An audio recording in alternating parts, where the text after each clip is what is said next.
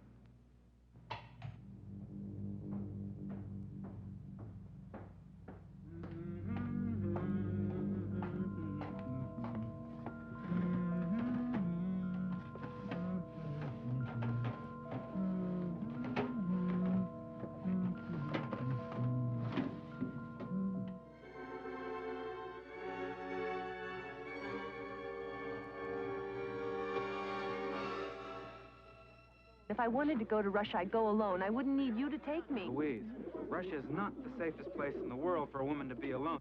No joke, Willie. The library over there is worth millions. So?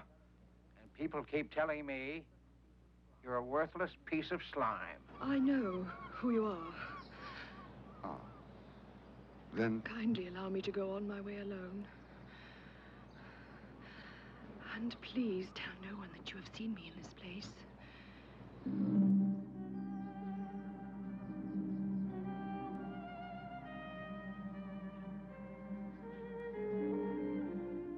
Four of the year's finest movies, some according to me, some according to Gene, some according to both of us, as sneak previews picks the best films of 1981. Across the aisle from me is Gene Siskel, film critic of the Chicago Tribune. And this is Roger Ebert, film critic of the Chicago Sun-Times. Now, some of the things you know that are going to happen when you become a film critic are, you're going to see a lot of movies for free, eat a lot of popcorn, and every Christmas time, you're going to get to compile a 10 best films of the year list. It's all part of the job. This is the 13th such list I've compiled. Roger's made 15 over the years. I've noticed a couple of things about critics' best 10 lists. I believe that films released late in the year tend to be placed on the list a little bit more often because they are more fresh in the critic's mind. Another thing I've noticed is that film critics, like most everyone else in America, like to root for the underdog, and so you will often find small and little-known but excellent films grabbing many of the top spots of a critic's top 10 list. Well, let's get on to our choices for the best films of 1981. We'll each be showing you scenes from several films on our list, and then at the end of the show, we'll reveal all of our top 10 choices. Now Roger begins with Raiders of the Lost Ark, a film that appears on both of our lists. Not only that, Gene, but Raiders of the Lost Ark was also the year's biggest hit at the box office. This movie was a lot of fun. It was a non-stop roller coaster of cliffhanging thrills, a glorious recreation of old Saturday afternoon movie serials, pulp adventure magazines, and kids' radio shows. The movie starred Harrison Ford as Indiana Jones, a daring archaeologist whose adventures take him digging for treasures around the world. Dr. Jones, again we see there is nothing you can possess which I cannot take away. Too bad the Jovitos don't know you the way I do, Belloc. Okana Matuso! Robata!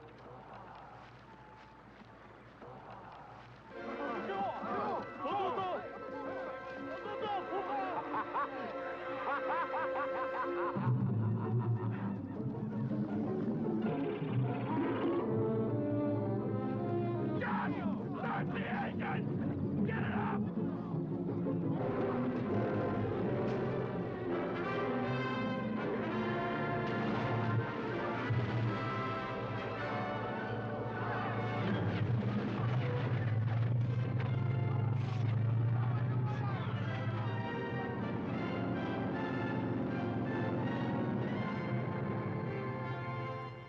When he gets into that plane, there's a poisonous snake in the cockpit. This movie doesn't know when to stop. Raiders of the Lost Ark is about as much fun as a movie can be.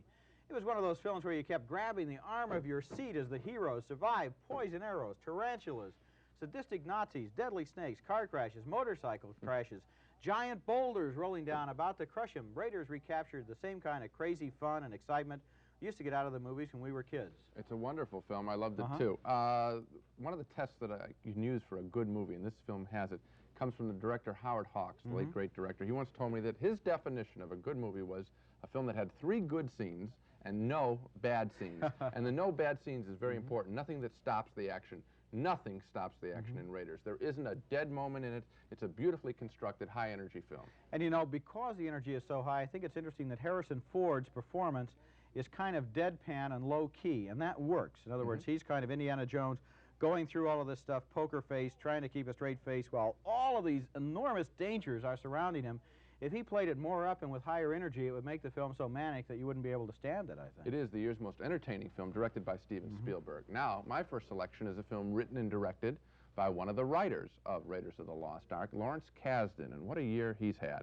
This film that he wrote and directed is Body Heat, a movie that sounded as good as it looked. It's a romantic thriller in the tradition of such great American films of the 40s as Double Indemnity, The Postman Always Rings Twice. Like those films, it's a nighttime film full of adults doing things they know they should not do.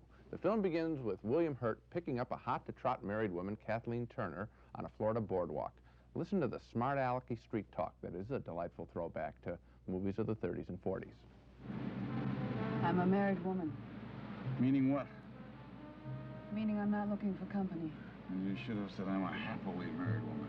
That's my business. What? How happy I am. And how happy is that? You're not too smart, are you? I like that in a man.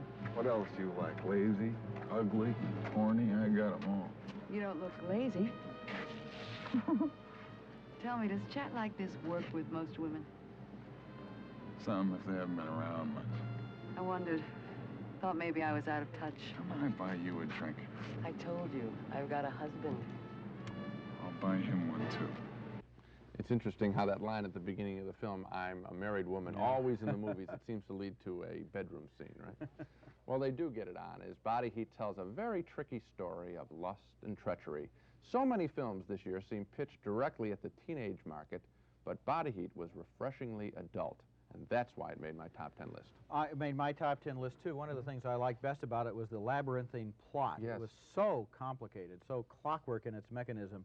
Goes in deeper and deeper, and you figure it out this way, then you figure it out that way, then there's a surprise at the end. And then coming out of the film, even half an hour later, you're thinking about how things at the beginning kind of foreshadowed stuff at the end. It was great fun. I think that is a legitimate test for film critics. If we're fooled, if we're tricked, and we've seen them all, if a film can still do that to us, can really get us caught up in a conventional way, I think that's a terrific achievement. I got some calls from people who wanted to know about the last shot in the movie, not because it wasn't clear, but because they just couldn't believe that that's what she had really done. Exactly. And that's a tribute, caring about the characters when the movie's over. Now we come to Reds, which is an intelligent, ambitious epic by Warren Beatty. Made my best 10 list, but it didn't make Gene's this year. Reds tells the story of John Reed, an American journalist who was an eyewitness to the Russian Revolution. I admired it not only because of Beatty's personal audacity in even making an epic about a relatively unknown American leftist, but also because the movie did the best job of any epic since Dr. Zhivago of combining politics and violence with a great love story. I know you're doing work here, that's good, but you gotta have enough sense if you're trying to build up your reputation as a journalist to be in the right place at the right time. I appreciate your Well, advice. the place to be now is Russia. You don't have to tell me what's happening in Russia. I read the papers. Well, come with me. I want to work together as partners. I don't want a partner, and if I wanted to go to Russia, I'd go alone. I wouldn't need you to take me. Louise, Russia is not the safest place in the world for a woman to be alone. You may be a hell of a journalist, but that doesn't mean... She refuses at first, but then she's swept up by Reed's visionary idealism. Excuse me. Now, here's the thing. I'd be a fool not to take you up on this offer, so here's what I want. I want to sign my own name to my own stories, and I don't want to use a double byline. I want to be responsible for my own time and my own actions. I want to be referred to as Miss Bryant and not Mrs. Reed, and I want to keep an account of every cent we spend so that I can pay you back. Now, I assume you know that I'm not going to sleep with you, so just don't confuse the issue by bringing it up. That's it. Fine. Good. Diane Keaton has a lot of fire and conviction in this film. The performances in Reds took historic figures like John Reed and like Eugene O'Neill, who's played by Jack Nicholson, and made them into living, breathing human beings once again instead of long-ago figures from history and literature. And Warren Beatty's greatest achievement as the producer, director, co-writer, and star of Reds, this was almost a one-man project, was that he was able to bring those moments to life as they might have seen at the time, and not as chapters of political science, but as daily adventures by real people. Well, I didn't care for the film like you did. I had problems this big, the two leading characters. I saw them as two matinee idols, Keaton and Beatty, playing revolutionary figures. I think that's very unfair to them. Well, you may disagree with me, but I think it's a legitimate complaint that you can have if you don't believe the stars ever get into the roles. Okay. At the same time, what you said about the daily life of America right before the outbreak of World War I, the birth of American communism, the American Communist Party, the challenge of the labor movement and the direction it might take in the future of America, all of those people, the supporting characters, Nicholson as O'Neill, Emma Goldman, played by Maureen Stapleton, that I thought the film did exceptionally well. The film has been reviewed, perhaps even on this program, as being largely about the Russian Revolution. It's largely about the American Revolution in taste and values and political ideals at that time. I agree with you. That portrait of Greenwich Village reminds me, those last years of the teens and the beginning of the 20s, like the end of the 60s and the beginning of the 70s, when people believed, perhaps mistakenly, that there was going to be a new world order, that they were going to be on the cutting edge of some kind of an overthrow of traditional values. It's very exciting and lots of... That part of the film, I think, is exciting and commendable. Okay. My next choice is Sidney Lumet's film, Prince of the City, a study of corruption in the American criminal justice system. The film follows a young New York City police detective, played by Treat Williams, who, along with his partners, has been doing a couple of things wrong. They've been stealing drugs to use as bribes for their junkie informants, and they've also been stealing drug money for their own personal profit. As the film begins, Treat Williams decides he wants to go straight, and he talks about it with his wife. I feel lousy, Carla. The other night I was with my junkies, and I got mean. They break my heart, and I got mean. Remember what it was like when I was just starting out on the roofs? How good it felt? I want to feel that way again. This guy, Capolino, he's gonna force you to hurt your friends. People who've been good to you. Always when I hear you or Gus or Joe, any of the guys, you always say nothing's worse than to be a rat. A rat is when they catch you and make you inform. Nobody caught me. This is my setup. This is my action. And I'm never gonna hurt my partners. Well, that's what he thinks. He does not prove to be correct. I think this is one of the most mature American films made in recent years. Mature in the sense that it goes beyond the standard Hollywood good guy, bad guy, cops and robbers tale. In Prince of the City, we don't meet any easily identifiable good guys or bad guys, just a lot of selfish guys, cops and prosecutors and mobsters and junkies. And rather than give us standard police action scenes, Prince of the City gives us almost a textbook case study of why some guilty people are indicted and why some others never are. It's a most impressive, intelligent film. I also have a lot of respect for this film. I like what you said about the fact that it doesn't just divide up into good guys and bad guys, as most police movies do. There are three parties here: the mob, the cops, and the prosecutors. Now, the cops believe they have an immovable force, their loyalty to each other, but what they don't realize is that once the law comes in, there's one thing that can break down that force, and that's the facts, and that begins to divide them, and then the mob moves in and kills them off, and it's really hard to say who wins or who loses. I just found it, this film came out in September, October, around the country. I found at that time, after a summer of idiocy films or lightweight stuff, it was a pleasure to think in the movies, and I thought this film was about as smart a film as it could be made. Intelligent, very complex. My next film is Chariots of Fire, the emotionally powerful British film about two runners preparing for the 1924 Paris Olympics. This was a film about athletes, but it wasn't a sports film. Chariots of Fire was really about a time and a place, Great Britain in the 1920s, where outsiders looked to areas like sports as a way to prove themselves, a way to vindicate their personal beliefs. In this scene, the two runners, one Jewish and one a Scottish missionary, are both outsiders in establishment England, and they meet for the first time before a preliminary race.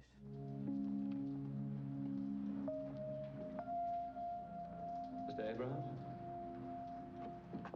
Mr. Little? I'd like to wish you the best of success. Thank you. And may the best man win.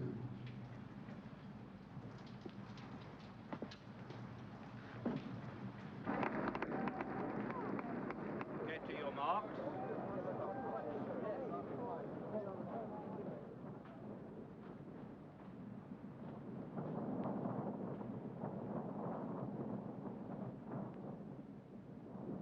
set.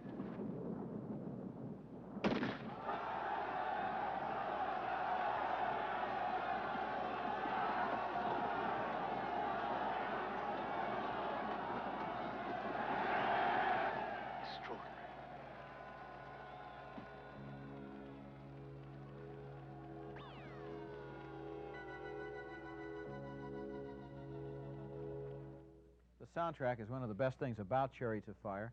Ben Cross and Ian Charleston played the two runners there in two remarkable performances. The movie places those performances very firmly within the context of a class-conscious British society.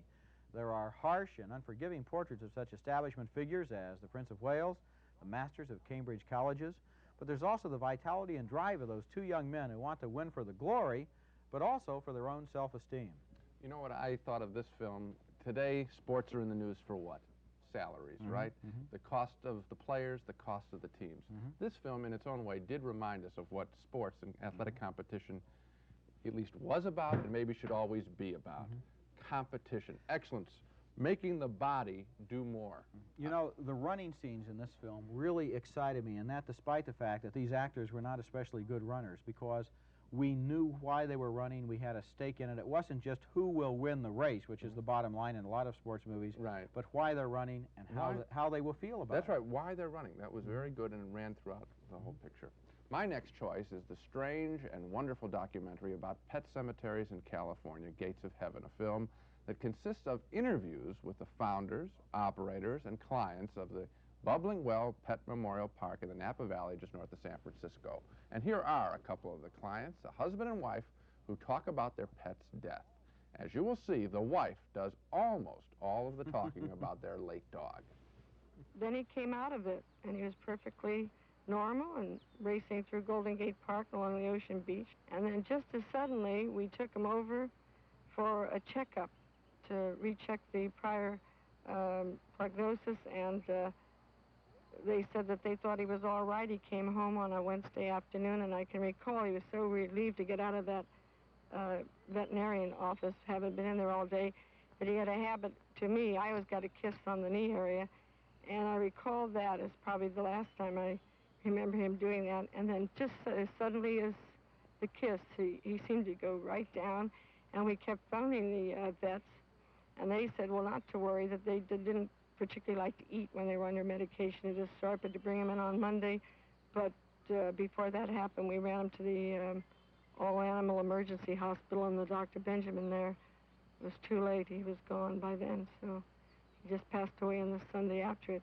But the main thing is for people who have dogs and they don't breed them, the most intelligent thing I would recommend would be when the dog is about, I suppose the same for cats, but 2 or 3 years old, that is the time to make a decision to have them neutered. I can't believe it. I love everything about this movie. Those photographs placed on the grass so that it looks like 3D into the grass there, and the guy saying nothing, and then all of a sudden, neutered. Why do I like the film so much? Well, yes, it has some of it to do with, I suppose, people who I am laughing at a little bit, because maybe I don't believe in burying my pets in a cemetery. But I only laughed at these people for a little while. And then this strange film began to work its magic on me, because it became then more of a portrait of what some people, oh, they might call it strange behavior, but I began to think, what's so wrong about these people loving something so much? And then I began to notice that all the people interviewed had one thing in common. They all loved something very much. The people burying their pets loved their pets. One of the sons of the owner of the cemetery who was interviewed, he loves his guitar. The other son loves his salesmanship trophies. And the owner loves, well, he loves to make a profit. That's what Gates of Heaven is about. People in love with something other than another person. It truly is a film I don't think I'll ever forget. This film is also on my best 10 list. It is a mysterious film. I can see it again and again. I've seen it 3 times. I get more deeply into it every time. The choice of words, the choice of shots, the choice of people, the choice of fantasies that they have about their pets and beliefs. And it seems to me also, in addition to love, the underlying loneliness. These are lonely people, and I don't laugh at them. They're lonely just like everyone's lonely. It's a terrific film. You just listen to the language. A film that draws you, not with special effects, language. We're going to look now at another film that uses language to draw us into the film. It's my #1 film this year, and it's also an unusual choice. A movie that fascinated me the first time I saw it, and it still amazes me after a couple of additional viewings, even though it breaks all the rules of movie drama. It's called My Dinner with Andre, and the title describes it. The entire movie is basically a long conversation over dinner between two old friends, Andre Gregory and Wallace Shawn, who play themselves in this movie. In this scene, they're analyzing the way that modern conveniences cause us to lose touch with our human natures. For example, Andre Gregory believes you shouldn't ever use an electric blanket. Turn on that electric blanket and it's like taking a tranquilizer. It's like being lobotomized by watching television. I think you enter the dream world again. I mean, what does it do to us, Wally, living in an environment where something as massive as the seasons, or winter or cold, don't in any way affect us? I mean, we're animals after all. I mean, what does that mean? I think that means that instead of living under the sun and the moon and the sky and the stars, we're living in a fantasy world of our own making. Yeah, but I mean, I would never give up my electric blanket, Andre. I mean, because New York is cold in the winter. I mean, our apartment is cold. It's a difficult environment. I mean, our lives are tough enough as it is. I'm not looking for ways to get rid of the few things that provide relief and comfort. I mean, on the contrary, I'm looking for more comfort because the world is very abrasive. I mean, I'm trying to protect myself because really there are these abrasive beatings to be avoided everywhere you look. There's that wonderful point-counterpoint between Andre Gregory as the intellectual and Wallace Shawn as the ordinary guy. What's going on here? Electric blankets are not all they talk about over dinner. The conversation also touches on giant cabbages, Tibetan monks, weird theatrical rituals by moonlight in Poland, and the accuracy of fortune cookies. Now, underlying all of these topics is a more serious theme, Andre Gregory's conviction that modern life is causing us to lose touch with nature and with our own human natures. Now, you'd think an entire film of conversation would be boring, but I didn't find it that way at all. My Dinner with Andre grows and grows on you, becomes spellbinding. It's a great film. While we were watching that scene, you said a great thing to me. You'd like to see this film every 5 years, just to keep in touch, and I think I know what you want to keep in touch with. I think what we want to keep in touch and how we respond to this film is thought, language, trying to be better, trying to be right, trying to stand up, as he says, and I think he's right, that we are losing touch with the natural life. Also, I think the film captures this moment, which will make it fascinating 10 or 20 years from now. If 10 years ago in the 60s we were looking for some kind of an inner trip or some kind of inner spiritual renewal or something, now I think we're kind of guilty. We're concerned about, do we eat the right things? Do we behave in the right way? Do we think the right things? Do we have the right attitude? Yeah. What values do we have? How do we get through life? This film addresses itself to those questions. And you also have, while you're watching this film, you're saying, who am I more like, Andre or Wally? And who are you more like? You know, Andre. I thought so. Me too. Okay. Oh, that's interesting. All right. My #1 film of the year is Milos Forman's Ragtime, a remarkably concise portrait of the American national character, while telling the story of a black man who goes on a rampage against some bigoted firemen who have vandalized his prized possession, a new Model T car. James Cagney, in his first film performance in 20 years, plays the police officer who calls the fire chief to task.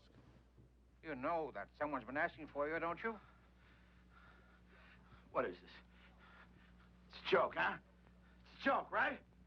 No joke, Willie. The library over there is worth millions. So? And people keep telling me you're a worthless piece of slime. Hold it! Can't talk to me like that! Shut up, Willie. You're going to help us now. You're going to talk to that troublemaker, and I mean talk hard like you never talked before. Because he wants you, Willie. And if you can't make him change his demands, he's going to get you. I don't have to do this. I want a lawyer. Waldo, library, please. I got my rights, you know. Walker? Speaking. We have the fire chief for you. Send him over. Take it. And he takes it. Ragtime is my favorite film of the year because for me it is a kaleidoscope of the various aspects of the American national character, displaying our friendliness, our openness, our love of power, our love of money, our freedom, our bigotry, our inventiveness, our small-mindedness, and best of all, our independence. I happen to think Ragtime is every bit as rich as the fine book upon which it is based, a richness owing to the filmmaking power of its director Milos Forman, and a host of marvelous performances by almost every member of its distinguished cast. I love the film. I also admire the film very much. It didn't quite make my top 10. It just dropped down in 11th or 12th place. Something I'd like to mention, having just seen this clip, is the Cagney performance. Not just because it's an interesting performance and a good performance, which we've already said on this program, but because it shows us something about the quality or mystery of an individual human life. Here's someone we haven't seen in 20 years. He's gone off to his farm. He's retired. Now he comes back, and in a couple of inflections of his voice and in the way that he goes like this with his hand, it's Cagney. There's magic there and there's beauty in the fact that I'm glad that he came back after 20 years to give us another look. And I'm glad he did it in this picture. He is a classic American actor. This film investigates America and the nature of its citizens. Cagney should be there. You're right. Let's take another look now at all 10 films on my best list of 1981. In 10th place, Reds, Warren Beatty's ambitious epic. 9th was TESS, Roman Polanski's lush, elegiac story of a doomed 19th century heroine. In 8th place, Body Heat, a visual salute to the Hollywood crime films of the 1940s. My 7th place film was Michael Mann's Thief, starring James Caan in a dynamic thriller with enormous force. 6th place goes to Atlantic City, about the winners, losers, and drifters along the boardwalk. In 5th place, Heartland, a young widow's struggle on the American frontier. In 4th place, Raiders of the Lost Ark. 3rd was Gates of Heaven, that fascinating documentary about pet cemeteries. 2nd place, Chariots of Fire, the British film about two runners in the 1924 Paris Olympics. And my choice for the year's best film, My Dinner with Andre, a brilliant exercise of the art of conversation. And now for my list. In 10th place, The French Lieutenant's Woman, Meryl Streep and Jeremy Irons in an adaptation of John Fall's romantic novel. Number 9, Body Heat. In 8th place, Melvin and Howard, which is a 1980 film as far as the Academy Awards are concerned, but which opened in more American cities this year. It's an American picaresque of the Howard Hughes and the Mormon Will. Number 7, Prince of the City. And number 6, Bye Bye Brazil, The Portrait of a Nation, and a traveling carnival of entertainers, all in transition. Gates of Heaven is number 5, and number 4, Mon Oncle d'Amérique, Alain René's study of why we behave the way we behave. Raiders of the Lost Ark is number 3, My Dinner with Andre is number 2, and finally, my number 1 film of 1981, Ragtime, an extraordinary portrait of the American nation and national character in 1906 and maybe now. And we're not done quite yet, because 1981 contained a film event that cannot be contained in a 10 best list, but it's worthy of mention. It was the film event of the year, the reissue of Abel Gantz's 1927 silent film, Napoleon, which played in various cities around the country, accompanied by a live orchestra right in the theater. I admired it too. It was a great movie-going experience. That's all for this program on the year's best. Join us next time we review 4 new films, and until then, we'll see you at the movies.